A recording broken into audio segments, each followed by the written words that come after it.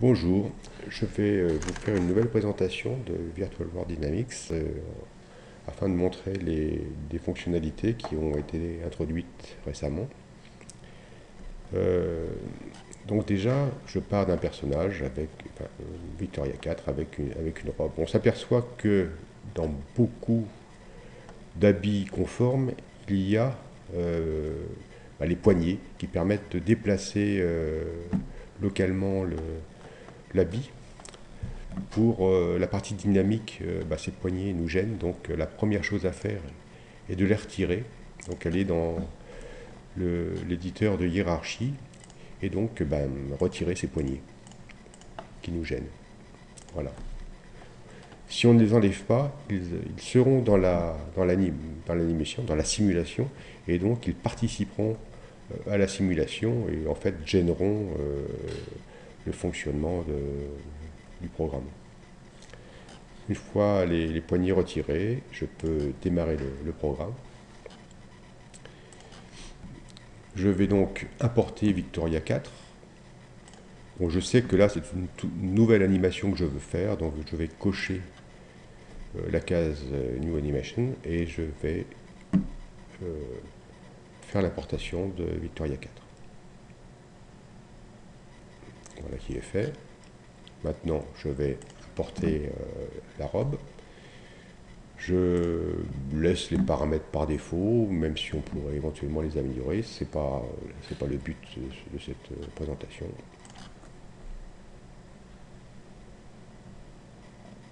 Voilà. Donc maintenant on est prêt pour une simulation. Euh, pour l'instant, je vais faire une simulation basique, telle qu'elle est là, même si on sait très bien qu'il faudrait sans doute attacher un certain nombre de choses, mais le but n'est pas de montrer ça. C'est de montrer d'éventuelles corrections, même si une animation, une simulation, on va dire plutôt, elle s'est mal passée. Donc je lance en fait la simulation. Donc il y a des choses un petit peu aberrantes comme ce déplacement au niveau des épaules, mais ce n'est pas forcément très grave. Voilà, donc l'animation est un petit peu lente puisqu'il est obligé d'aller chercher les informations d'un poseur, c'est-à-dire qu'il y a en permanence une communication entre les deux programmes pour obtenir l'animation de Victoria 4 à partir de poseurs. Voilà, donc c'est quand même pas très lent. Donc alors on peut se déplacer et on peut aller directement à la fin. Donc je me mets ici au milieu, voilà, et je regarde. Bon, il y a un certain nombre de choses qui ne vont pas du tout. La main qui a traversé, ici bon, c'est pas terrible. Il y a des plissements qui ne sont pas très jolis. Quand on est maintenant dans cette position, si on appuie sur la touche Shift, il y a une continuation de la simulation. Alors, il faut penser, il faut voir que c'est aussi une possibilité de corriger une animation. Lorsque ici, par exemple, pour la frame 28, je laisse le simulateur, en appuyant sur la touche Shift, je laisse le simulateur continuer. Éventuellement, je peux lui rajouter de l'inertie pour augmenter la vitesse. Voilà, on va le laisser faire. Voilà, voilà, je vais le laisser comme ça. Ce qu'il faut penser, c'est que ça a modifié la frame. Donc ça peut être une correction de frame. Là, dans ce cas-là, ce serait une modification trop importante, il ne faudrait pas l'utiliser tel quel. Donc là, ce que je veux montrer, c'est qu'on peut faire du positionnement dynamique d'objets. Donc là, je vais laisser le simulateur avancer pour la dernière frame, qui correspond à la position du personnage que l'on désire avoir. Donc je vais laisser la simulation se faire tranquillement en appuyant sur la touche d'inertie. Voilà. Bon, on va dire que là c'est quelque chose qui nous plaît, on ne va pas y toucher. Bon, ici il y a un petit pli qui n'est pas forcément très esthétique, donc maintenant on va pouvoir le positionner à la souris directement. Donc il suffit, on peut le tirer légèrement si on veut. Voilà. Voilà, je suis un petit peu violent.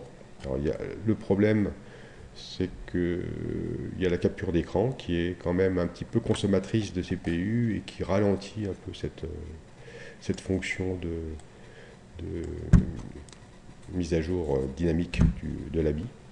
Là, lorsque j'appuie sur la touche de Shift et que je fais un déplacement sur la droite, l'habit va sur la droite, sur la gauche, c'est sur la gauche, en haut, c'est en haut, et en bas, ça va vers le bas dans un plan qui est parallèle à l'écran. Lorsque j'appuie sur la touche CTRL associée à la touche Shift, la position à droite et à gauche correspond comme précédemment.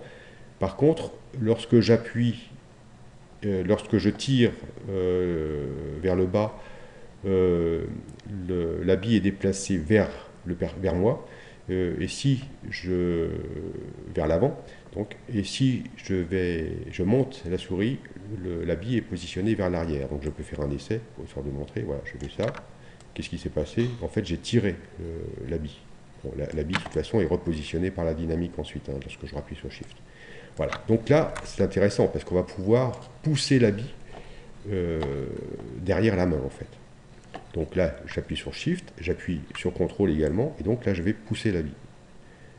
Voilà, donc je vais un peu. J'ai un petit écart parce que je crois que c'est la capture vidéo qui doit ralentir en fait, parce qu'il est normal d'ailleurs, ralentir un peu le. Voilà. Donc, bon, là par contre, je vois que je suis sorti du pied, donc je vais le laisser. Voilà, on va le laisser. Par contre, on voit que ça fait aussi. Voilà, là c'est bien, par contre c'est revenu sur la main, donc je refais encore voilà, ici localement.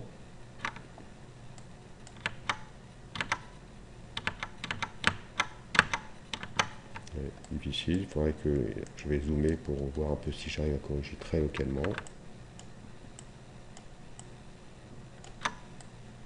Voilà, mais là, bon, par contre, les deux éléments sont très, très proches l'un de l'autre, c'est compliqué de.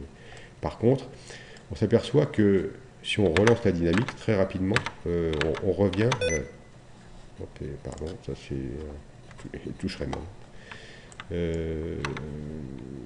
On est embêté parce que la partie, la dynamique, revient sur les parties que l'on a déjà cachées.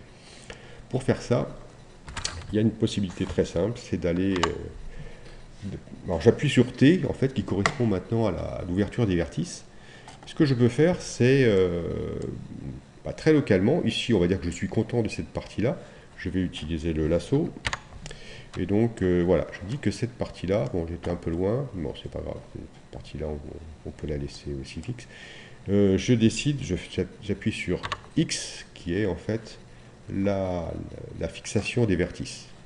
Si je rappuie maintenant sur S pour revenir à la simulation, et si j'appuie sur Shift, et en fait cette partie-là n'est plus modifiée. Par contre, moi j'ai toujours la possibilité de modifier cette partie-là. Si j'ai ensuite à modifier autre chose sur l'habit, j'ai intérêt à fixer également tous ces vertices.